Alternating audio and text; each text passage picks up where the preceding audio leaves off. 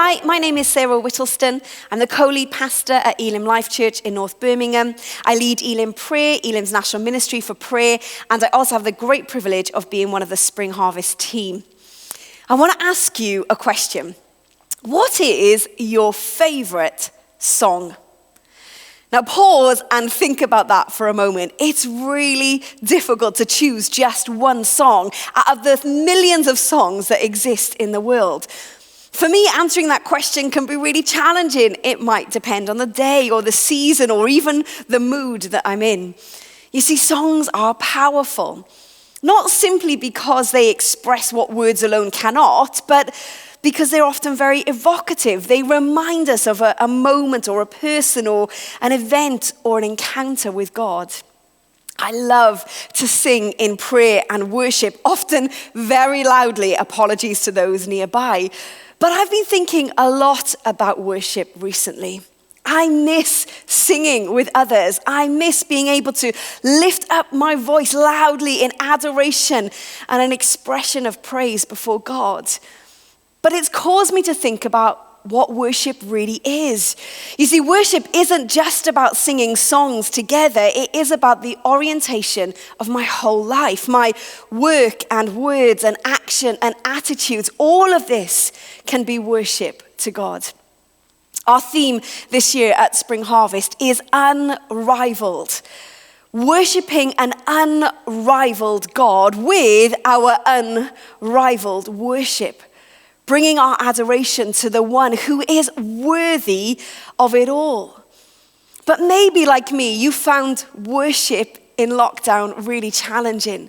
You've missed that corporate sense of coming together. Perhaps you're at home watching on a screen and it feels a little bit awkward to sing out loud. Or maybe it's difficult because there's loads of distractions at home. Maybe you've come into a building physically distanced to engage with God and found it so difficult not to be able to sing out loud. I have to say, I've found this season challenging, but also an incredible opportunity. You see, worship for me has gone deeper. It's changed and shifted.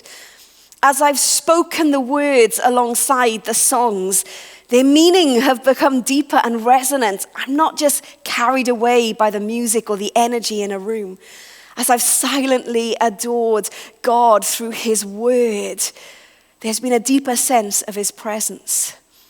As I've invited him into the moments in my life in a different way, I've experienced something more and real of his presence.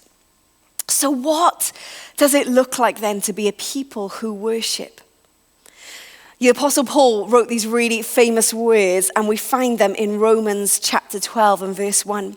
Therefore, brothers and sisters, in view of the mercies of God, I urge you to present your bodies as a living sacrifice, holy and pleasing to God. This is your true worship.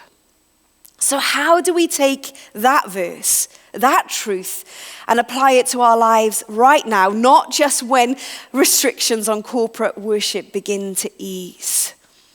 I want to invite you to join us at Spring Harvest Home as we explore worship, as we explore and maybe broaden and deepen our experience and understanding of what it is to bring unrivaled worship to an unrivaled God. I really hope you can join us. And P.S., I cannot wait until we can all sing together again.